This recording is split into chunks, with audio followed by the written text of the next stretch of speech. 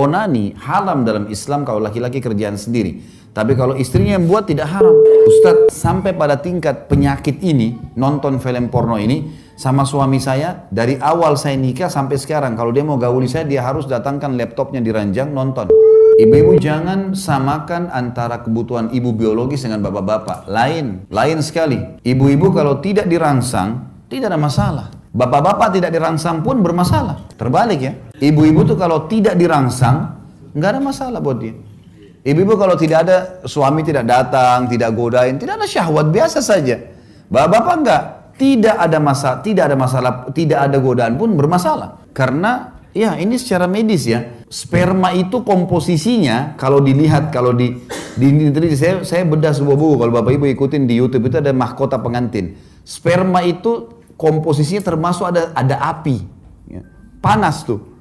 Jadi kalau dia tidak ditumpahkan, larinya ke emosi. Jadi kalau ibu banyak suaminya suka marah, masalah di biologis tuh. Puasin di biologis, marahnya hilang. Kantongnya jadi terbuka, senyum bibirnya, pasti. Coba bapak-bapak di sini ditanya deh. Kalau sudah terpenuhi biologisnya, sudah puas, mau beli ini? Ya, silakan.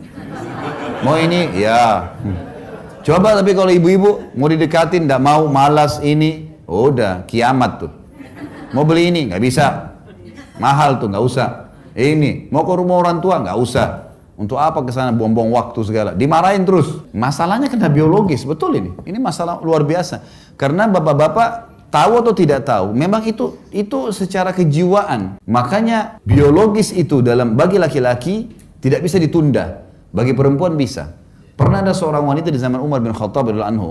Perempuan ini kebetulan suaminya pergi jihad. Terus perempuan ini rupanya sudah 4 bulan suaminya nggak pulang. Ini perempuan lantunkan syair, dia bilang, kalau bukan karena kehormatan hubunganku sama Tuhanku Allah dan kehormatan suamiku serta keimananku, gitu kan, kehormatan diriku, maka aku akan membuat ranjang ini bergoyang. Maksudnya dia akan berzina. Umar lewat depan rumahnya. Umar bilang, hai hamba Allah, apa yang kau ucapin? Perempuan itu ketakutan. Tidak, wahai perempuan ini. Tidak, tadi kau ucapin. Apa kau niat mau berzina? Dia bilang, ya Amir Mu'minin, suami saya 4 bulan belum pulang dari medan jihad. Apa yang terjadi? Umar diam, Umar pergi ke Hafsah, anaknya, istri Nabi SAW. Nabi sudah meninggal di zaman khilafahnya Umar ya. Lalu Umar bilang, hai Hafsah, berapa lama wanita bisa tahan tidak biologis? Kata Hafsah, 4 bulan. Perempuan bisa 4 bulan tidak biologis. Laki-laki 4 bulan, keriting semua kepalanya. Nggak bisa.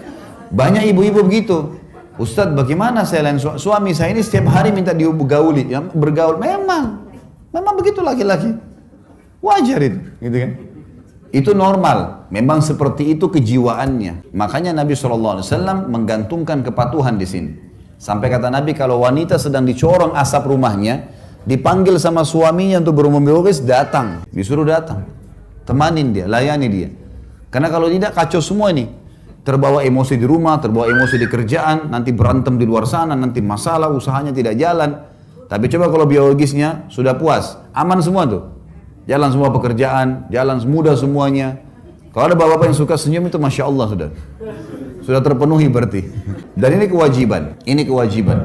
Makanya Aisyah radhiyallahu anha berkata, kami kalau ingin digauli oleh Rasulullah SAW sementara kami sedang haid. Ternyata wanita haid tidak ada syahwat pada saat haid itu. Ibu pasti tahu itu sudah dibahas dalam buku-buku fikih. Wanita kalau sedang haid, sedang nifas, ini lebih jauh lagi dari syahwat. Udah memang nggak terfikir ke situ, gitu kan? Ini darah ini membuat orang jadi tidak berpikir untuk itu. Tapi laki-laki nggak bisa. Kata Aisyah, kami kalau sedang haid dan Rasulullah SAW ingin menggauli kami, ada syahwat laki-laki. Maka beliau menyuruh kami mengikat kencang tempat keluarnya darah di kemaluan, lalu beliau menggauli kami. Nabi SAW tetap dipuaskan. Onani haram dalam Islam kalau laki-laki kerjaan sendiri. Tapi kalau istrinya yang buat tidak haram. Sama halnya dengan apa saja yang tidak dilarang dalam Islam boleh dilakukan. Yang haram dalam Islam adalah meletakkan kemaluan suami laki-laki di dubur istrinya. Dubur nggak boleh, haram. Karena dubur itu tempat kotoran, keluarnya angin, kentut, dan juga keluarnya tinja. Ini bakteri yang kalau tidak dikeluarkan bisa mematikan manusia. Jadi bukan tempat kemaluan di situ. Dan tempat kemaluan di tempat yang diletakkan adalah kemaluan. Makanya Allah bilang tentang haid kan. Ditanyakan kepada Muhammad tentang haid, katakanlah dia penyakit. Dan kalau mereka sudah suci, arti ayatnya, maka gaulilah mereka di tempat yang telah Allah perintahkan kalian, di kemaluannya. Oral seks termasuk dibolehkan. Apa saja selain daripada meletakkan kemaluan di dubur atau meletakkan kemaluan di kemaluan lagi haid dan nifas boleh dilakukan. Saya kasih contoh misal. Teman-teman kita muhajirin, sahabat-sahabat Nabi dari Mekah, waktu hijrah ke Madinah teman-teman, rupanya tradisi orang berhubungan biologis di Mekah waktu itu, mereka menunggingkan istrinya dan mereka menggauli dari belakang, di kemaluan. Tradisi biologis orang Madinah adalah istrinya di bawah, suaminya di atas. Mereka nggak kenal gaya lain. Yang terjadi, waktu sahabat-sahabat muhajirin ini hijrah ke Madinah, banyak yang tidak bawa istrinya. Akhirnya nikah sama wanita Ansar di Madinah. Waktu nikah sama orang Ansar, rupanya si suami mau gauli dengan cara Mekah. Si istri Madinah nolak. Ini terjadi di zaman Nabi. Terdengar oleh Nabi SAW. Ini kasusnya, si istri nggak mau digaulin. Padahal kalau istri nggak mau digaulin, berdosa nih. Gimana caranya?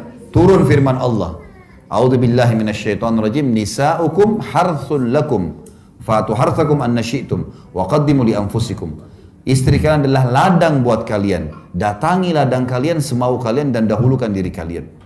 Artinya boleh digaulin dengan cara apapun selama bukan letakkan kemaluan di dubur. Yang dilarang itu saja. Karena Nabi SAW melarang. Allah melaknat laki-laki yang meletakkan kemaluan di dubur. Satu hal juga penting di sini Bapak Ibu sekalian.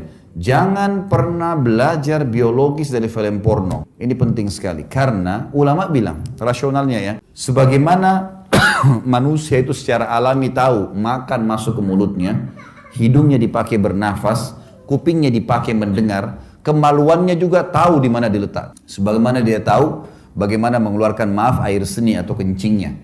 Dia tahu itu sebenarnya.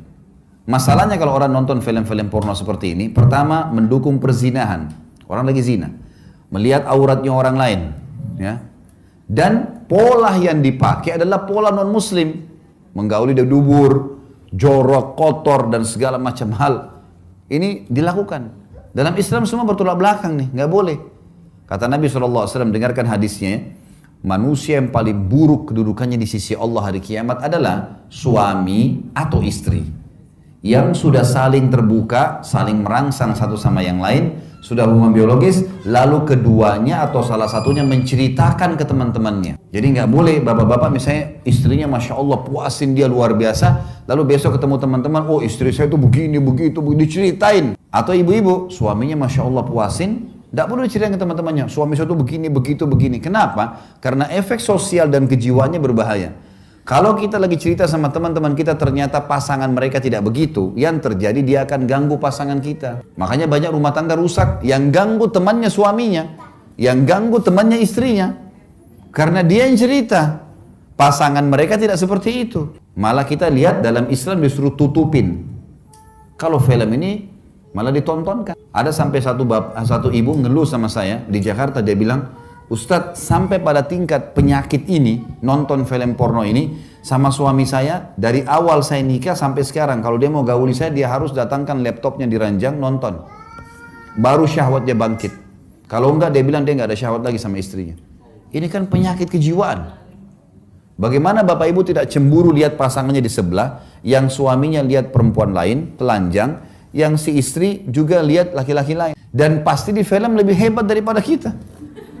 Loh iya, didatangkan orang-orang yang luar biasa kan? Tidak mungkin orang-orang jelek. Dicari orang yang bisa laku karena mereka mau jual duit. Dalam medis, dalam ilmu medis, tidak sehat biologis kalau bayangkan orang lain. Pasangan setengah mati rangsang kita, kemudian kita bayangin orang lain, ini rusak semuanya. Tapi kalau kita tidak pernah tonton itu Bapak Ibu sekalian, kalau pernah dilakukan istighfar kepada Allah, ada di rumah rusakin semua. Mulai sekarang bangun biologis yang sehat.